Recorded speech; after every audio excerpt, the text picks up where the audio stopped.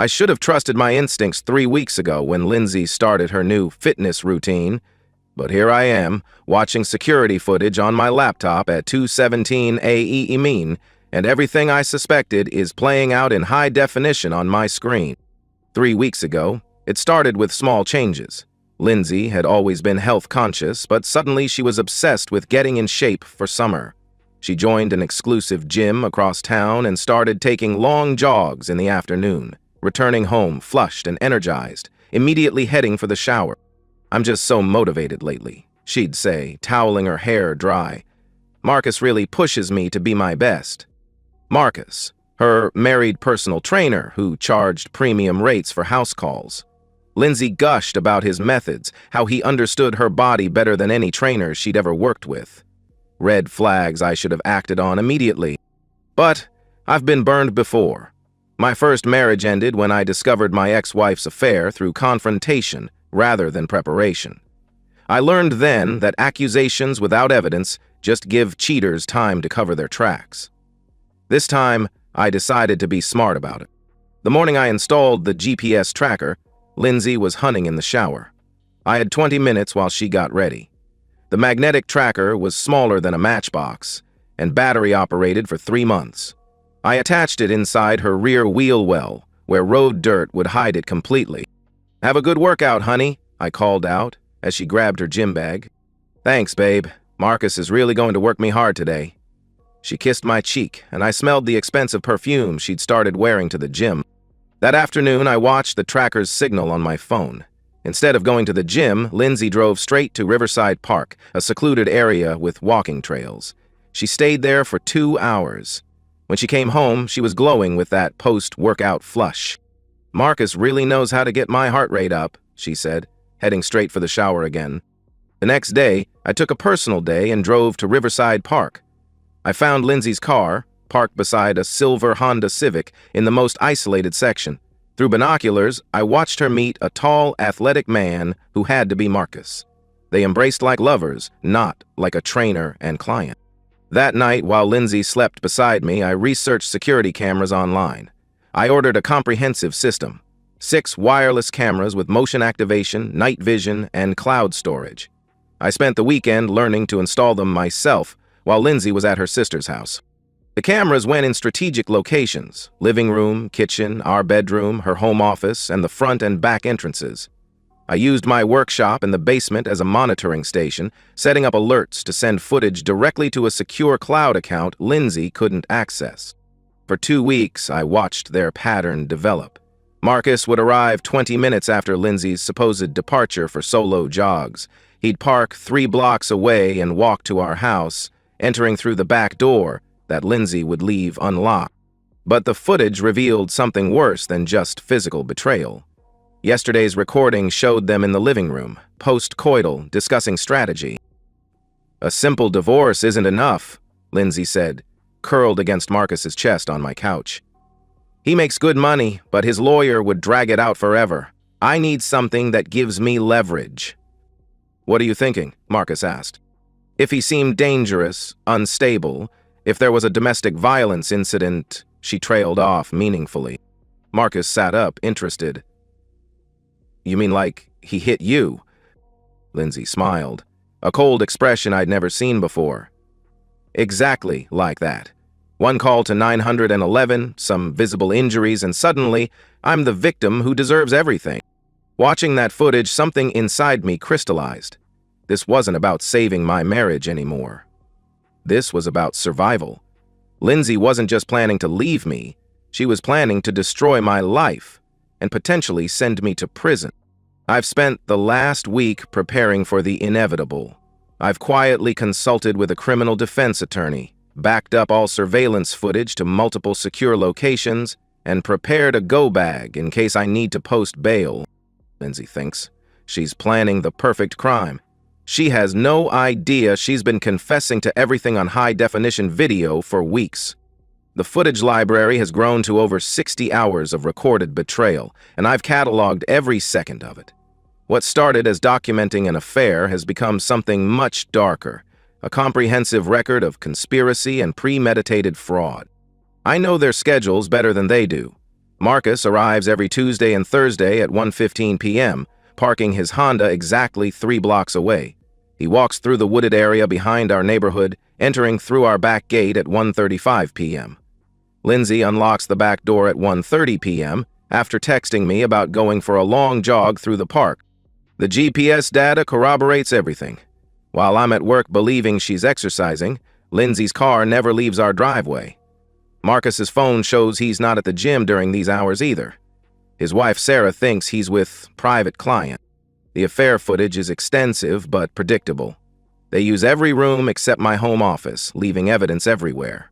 Wine glasses, rumpled cushions, scattered clothes. Lindsay showers afterward, washing away evidence while I remain at work, clueless. What's devastating is the planning footage. Over 3 weeks, I've recorded 5 conversations where they discuss framing me for domestic violence. Their strategy has evolved from spontaneous idea to detailed plan, with specific steps and timing. In Tuesday's recording, Lindsay practices applying makeup bruises while Marcus coaches her technique. He's skilled at creating realistic injury effects using theatrical makeup from his background in local theater productions. The key, Marcus explains while blending purple and blue makeup on Lindsay's jaw, is layering the colors properly. Fresh bruises have specific color patterns. Lindsay studies herself in the mirror. It looks so real. I almost believe it myself. That's good. You need to believe it when you call 911. Thursday's footage shows them rehearsing the actual call.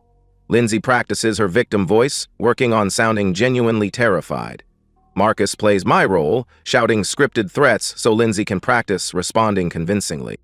Remember, Marcus coaches, you're performing for cops, neighbors, and eventually a judge if this goes to trial. The most chilling moment comes when Lindsay asks, what if he tries to show them video or something? Marcus dismisses this easily. Who's going to believe him? Violent husband claims he has secret recordings? That makes him look more controlling. Besides, any lawyer will get that thrown out as illegally obtained. They laugh about how the plan plays into domestic violence stereotypes. Controlling husband, vulnerable wife, escalating abuse. Lindsay mentions she's been setting up the narrative for weeks, casually telling friends, I've been stressed and short-tempered. I've been planting seeds, she explains. When this happens, people will say they saw it coming. I've researched Marcus's background too. He's married to Sarah Wellington, a kindergarten teacher at Riverside Elementary. She has no idea about her husband's infidelity or his willingness to help frame innocent people for violent crimes. Through social media, I've learned Sarah and Marcus have been married 8 years. She regularly posts about their perfect marriage and has been struggling with fertility treatments for 3 years. Sarah deserves to know the truth, but strategically, she's going to be crucial when this all comes out. A wife's testimony about her husband's lies will be devastating for their defense. The financial evidence is substantial, too. I've tracked over $3,000, 0 cents in cash withdrawals Lindsay made over 2 months, money corresponding exactly with Marcus's private training sessions. Credit card records show purchases of expensive lingerie and wine I never saw. Most damning is their discussion of what happens after I'm arrested. They've planned how to move in together immediately, using my assets while I'm tied up in legal proceedings. Once he's got a domestic violence charge, no judge will sympathize with him, Lindsay explains. I'll get the house, the savings, everything. The audio quality is perfect. Their faces are clearly visible. The premeditation is undeniable. They've handed me enough evidence to destroy both their lives, and they have no idea they've been confessing to felony charges on camera. Tonight, I'm backing up the final recordings to 3 separate secure cloud accounts. Lindsay has been more aggressive lately, trying to provoke reactions she can use against me. She starts arguments in public, where witnesses might see me as controlling. But I don't react anymore. I document everything and stay calm, knowing her increasing desperation means the plan is accelerating. When the time comes, I'll let the evidence speak for itself. The trap is set, and Lindsay is walking directly into it with the confidence of someone who believes she's in complete control. For the past week, she's escalated her provocation attempts while I've maintained perfect documentation of every manipulative tactic. Yesterday morning, I met with David Lewis, a criminal defense attorney specializing in false accusation cases. I presented it as hypothetical consultation about a friend's situation, but David read between the lines. Your friend should know that false police reports are felony charges in this state, David said carefully. If someone attempted to frame him with premeditation and conspiracy, we're talking about serious prison time for the accuser. I paid David's consultation fee in cash and left with his business card. I also transferred $50,000, 0 cents, to a separate account for legal fees and bail. The surveillance equipment has been running flawlessly for over a month. I've got 127 hours of footage stored across 3 secure cloud platforms. The backup system is redundant. Even if Lindsay discovered and destroyed the physical cameras, the evidence would remain safe. Lindsay's behavior has become increasingly erratic as her plan approaches execution. She's been picking fights over trivial matters, hoping to provoke a response she can escalate. Yesterday, she knocked over wine in the kitchen, then claimed I grabbed her arm too roughly when I steadied her. "You're getting more aggressive lately," she said, rubbing her arm dramatically. "That hurt." I apologized and cleaned up while she photographed her arm, presumably building evidence for her performance. But my cameras captured everything from multiple angles, showing clearly that my touch was gentle and protective. She's been staging accidents, too. Last week she claimed I pushed past her on the stairs. She practices stumbling when I walk near her, creating opportunities to claim intimidation. Each incident is photographed in what I assume is a journal, establishing a pattern of abuse.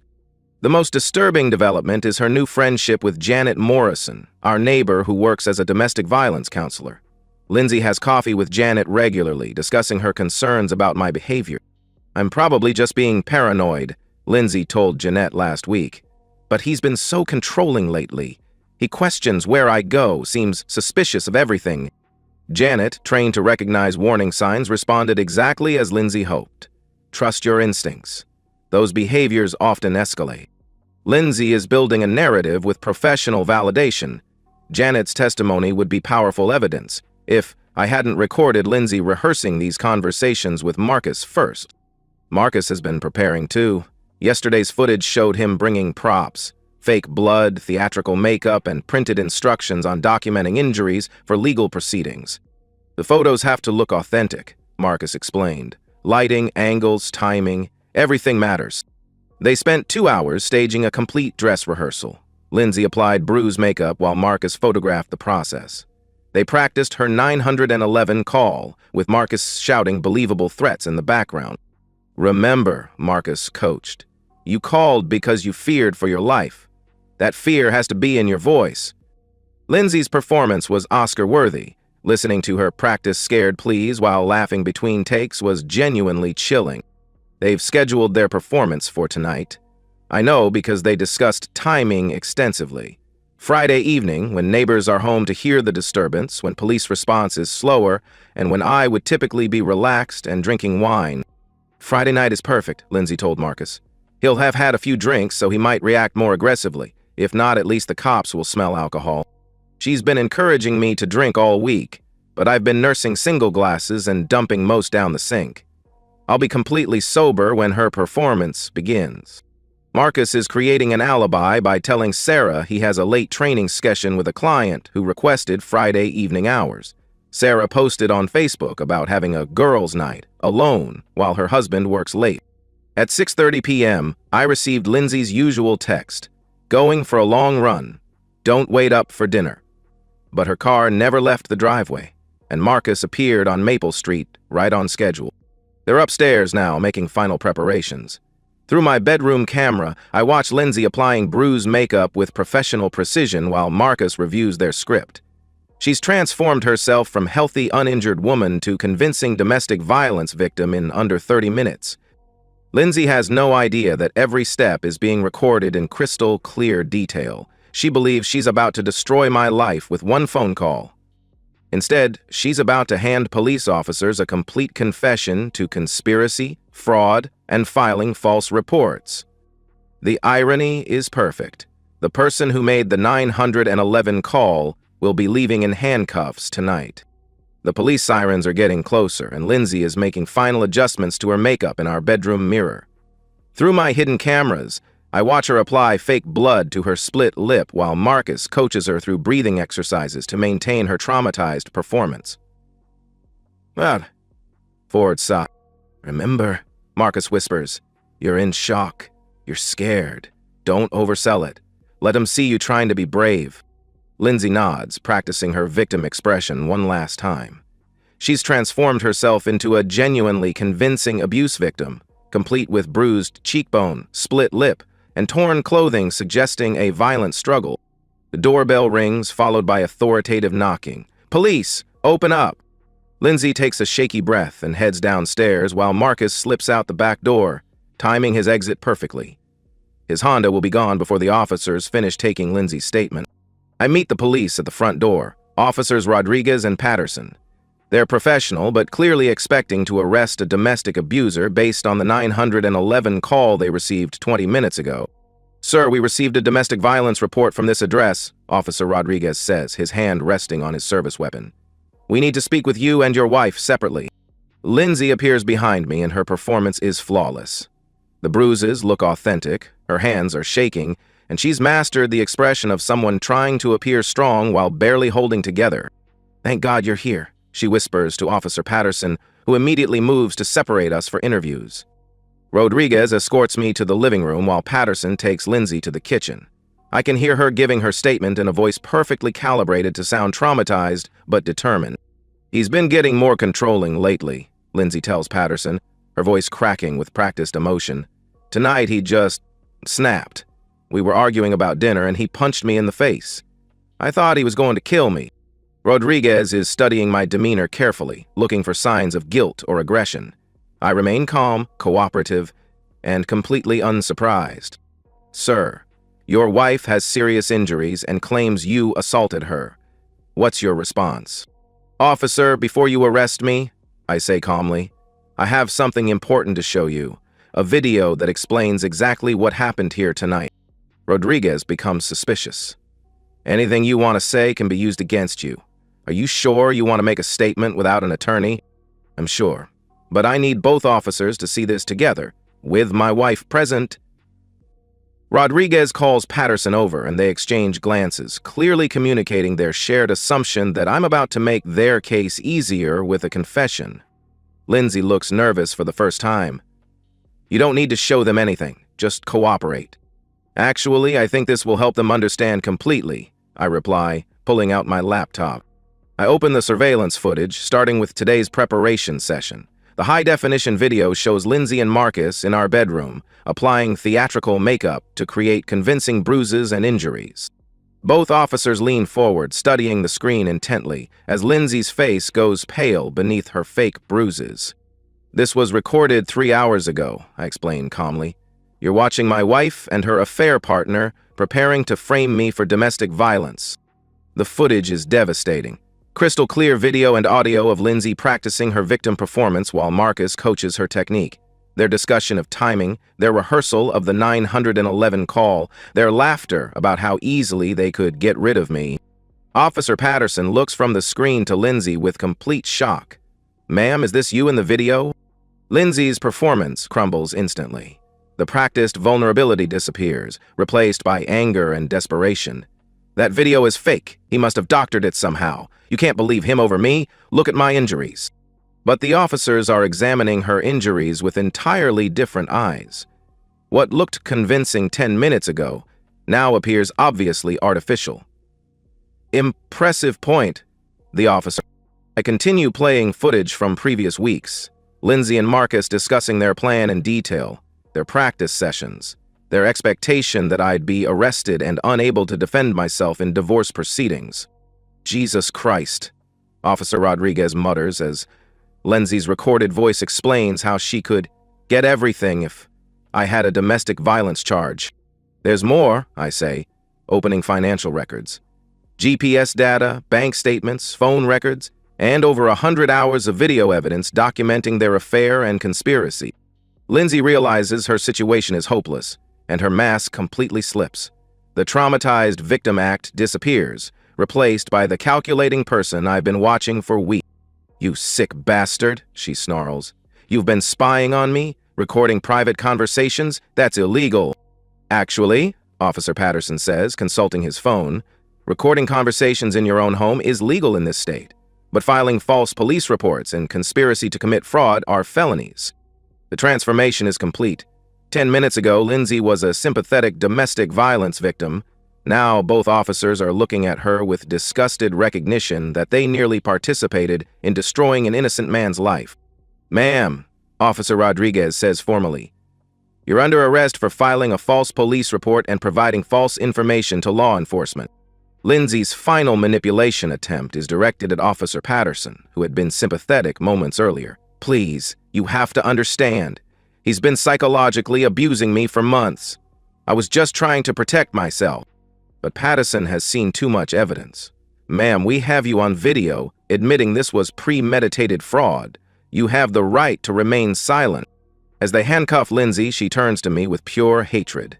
"You think you've won? Wait until everyone hears about your secret cameras, your paranoid surveillance. No one will ever trust you again." I remain calm as they read her Miranda rights. "Lindsay, everyone's going to hear the truth, all of it, including Marcus's wife." Her face goes white as she realizes the full scope of what I've documented and who else will be affected. The officers escort Lindsay to their patrol car while I provide copies of the surveillance footage and supporting evidence. Officer Rodriguez shakes his head as he reviews the timeline. "Sir, I have to ask, how did you know to set up cameras?" "I've been married before," I reply. "I learned that when someone shows you who they really are, you should believe them and document everything."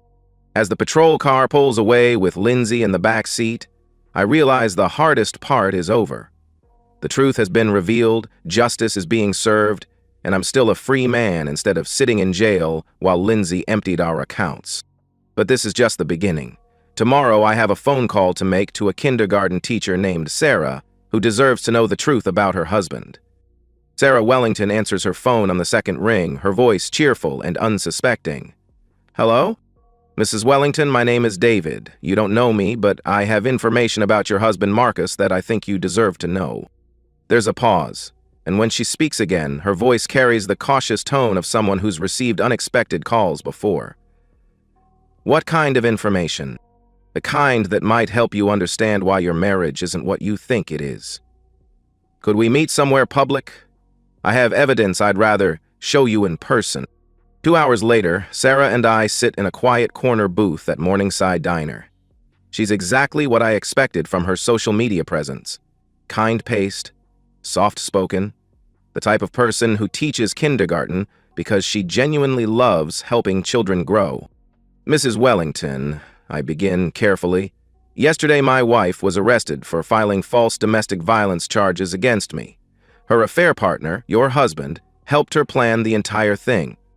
Sarah's face goes through several expressions: confusion, disbelief, then dawning horror as I show her the surveillance footage on my laptop.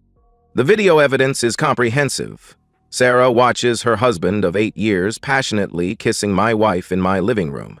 She sees Marcus helping Lindsay apply fake bruises and coaching her through 911 call rehearsals. She hears him laugh about framing an innocent man for violent crimes. "Oh my God," Sarah whispers, her hand covering her mouth. "That's really him? I'm sorry. I know this is devastating, but you deserve to know the truth." Sarah stares at the screen as I show her GPS data proving Marcus lied about his whereabouts during his supposed private training sessions. Bank records showing Lindsay paid him over $3,000. 0 cents. Phone records documenting hundreds of calls and texts between them over 4 months. "All those nights he said he was working late," Sarah says quietly. "All those weekends he claimed to have emergency clients. He was with your wife. Planning to destroy my life," I add. The domestic violence frame job was their exit strategy. Lindsay gets everything in the divorce while I fight felony charges, and Marcus gets to start fresh with her money. Sarah is processing the betrayal methodically, her teacher's mind organizing the evidence and timeline. 4 months ago, Marcus started acting different, more secretive, less affectionate. He said he was stressed about building his business. I show Sarah the final piece, footage from 2 days ago where Marcus and Lindsay discuss their post-arrest plans.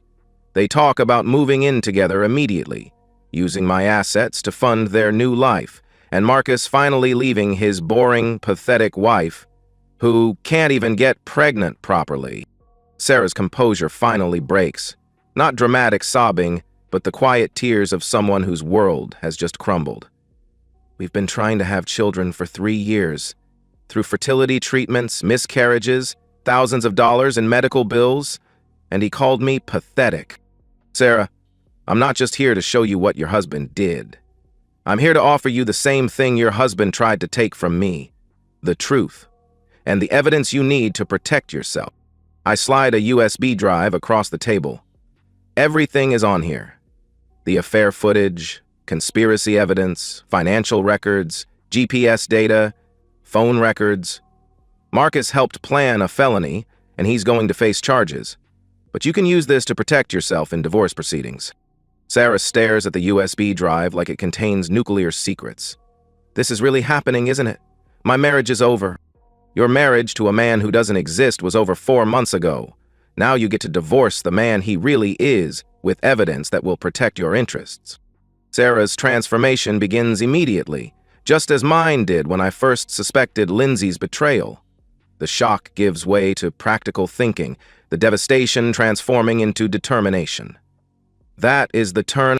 What kind of charges is Marcus facing? She asks. Conspiracy to commit fraud, accessory to filing false police reports, potentially conspiracy to commit perjury. He's looking at serious prison time. Sarah nods, her mind already working through implications. So he'll be arrested soon? I expect charges within the week. Then I need to file for divorce immediately, before he can hide assets. Sarah's voice is getting stronger, more determined. Over the next hour, Sarah and I develop her strategy. She'll file for divorce Monday morning, citing adultery with comprehensive video evidence. She'll change the locks while Marcus is at work, having him served when he returns. She'll freeze joint accounts and document all marital assets. The fertility treatments, Sarah says with growing anger. The money we spent, the trauma I went through, while he was planning to leave me for your wife. He watched me cry over miscarriages while sneaking around. Now you can make sure he pays for that betrayal, literally and figuratively. Sarah leaves with purpose and evidence, transformed from victim to advocate for her own justice. Watching her walk to her car, shoulders straight and expression determined, I recognize the same transformation I went through. Meanwhile, Lindsay sits in county jail, unable to make bail due to flight risk. Her attempts to claim she was psychologically abused have fallen flat with prosecutors, who've reviewed hours of footage showing her as the primary architect. Marcus doesn't know yet that his world is about to collapse. He thinks Lindsay was arrested for poor execution, not for the plan itself being exposed. He has no idea his wife now possesses evidence of his affair, lies, and criminal conspiracy. His arrest will come Tuesday morning. They're building an airtight case that will likely result in felony convictions for both Lindsay and Marcus. But legal consequences are just the beginning. Sarah's divorce will destroy Marcus financially. Adultery laws combined with video evidence will ensure she receives a favorable settlement. His business will collapse when the scandal becomes public. His reputation will be ruined permanently. Lindsay faces similar total destruction. Her criminal charges carry potential prison time, and our divorce proceedings will be straightforward given the overwhelming evidence. She'll lose everything she was trying to steal from me. That evening, I receive a text from Sarah. Filed for divorce this morning. Changed locks this afternoon. Marcus is served and homeless as of 6 p.m. today. Thank you for giving me the truth. The reckoning is complete. 2 people who thought they were smart enough to destroy innocent lives have discovered that comprehensive evidence and patient preparation beat manipulation and deception every time. 3 months later, I'm sitting in my new home office, watching the sunset through windows that don't hide surveillance cameras. The house is smaller than the one I shared with Lindsay, but it's mine alone, purchased with assets she'll never touch. Lindsay was sentenced to 18 months in county jail for filing false police reports and conspiracy to commit fraud. Her attempts to portray herself as a victim failed when prosecutors presented over 100 hours of video evidence showing her laughing while planning my destruction. She pleaded guilty to avoid a longer sentence. Marcus received 2 years in state prison after prosecutors added identity fraud charges. He had been billing clients for sessions with Lindsay under false business documentation. His criminal record destroyed any chance of working in fitness after release. Sarah proved remarkably strategic once she accepted the truth. She used my surveillance evidence to secure a divorce settlement that left Marcus with nothing. No assets, no business, no home, no reputation. She even received insurance payouts that Marcus had to cash out for legal fees. I spent 3 years trying to build a family with a man who was planning to abandon me, Sarah told me during our final coffee meeting. Now he gets to spend 2 years in prison thinking about what he destroyed. Sarah has thrived post-divorce. She used her settlement to purchase a small house near her school and has started dating a fellow teacher who admires how she handled her situation. She sends me Christmas cards, not because we're close, but because I gave her truth when she needed it most. The experience fundamentally changed how I approach relationships and trust. I still use security cameras, not from paranoia, but from hard-earned wisdom. I maintain comprehensive financial records and documentation habits that once seemed obsessive, but proved life-saving. Dating has been complicated. Some women are put off by what they see as controlling behavior. I've learned to be upfront about my experiences and boundaries. Better to filter out partners who can't understand why I verify rather than simply trust. My current relationship shows promise. Jessica is a forensic accountant who finds my documentation habits reassuring rather than concerning. You're the only man I've dated who understands that trust should be verified, she told me recently. That's not paranoia, that's intelligence. My career has flourished since the divorce. Without the stress of living with someone actively planning my destruction, I've been promoted twice. Colleagues who knew about the false accusations have been supportive, especially after the truth came out in court. The legal costs were substantial.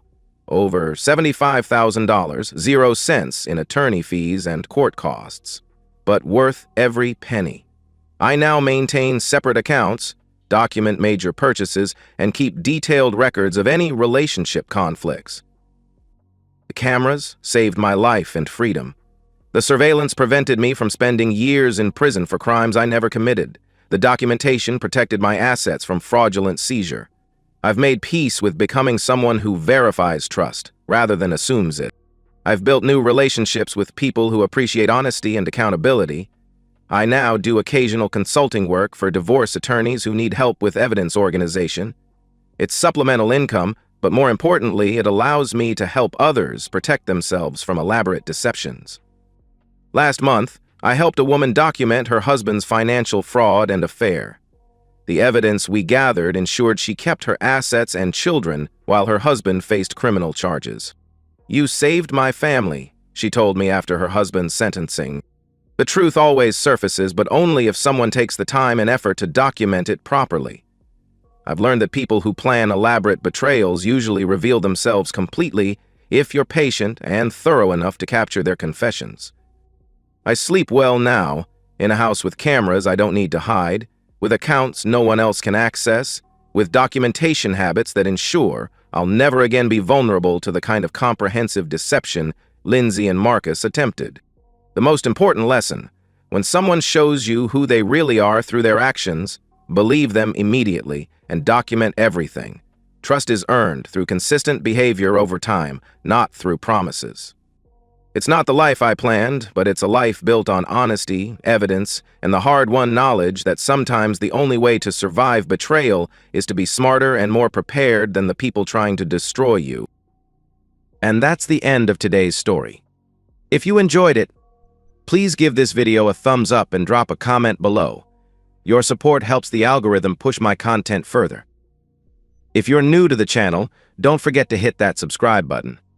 It really helps me keep creating more stories for you. Thanks for watching, and I'll see you in the next one.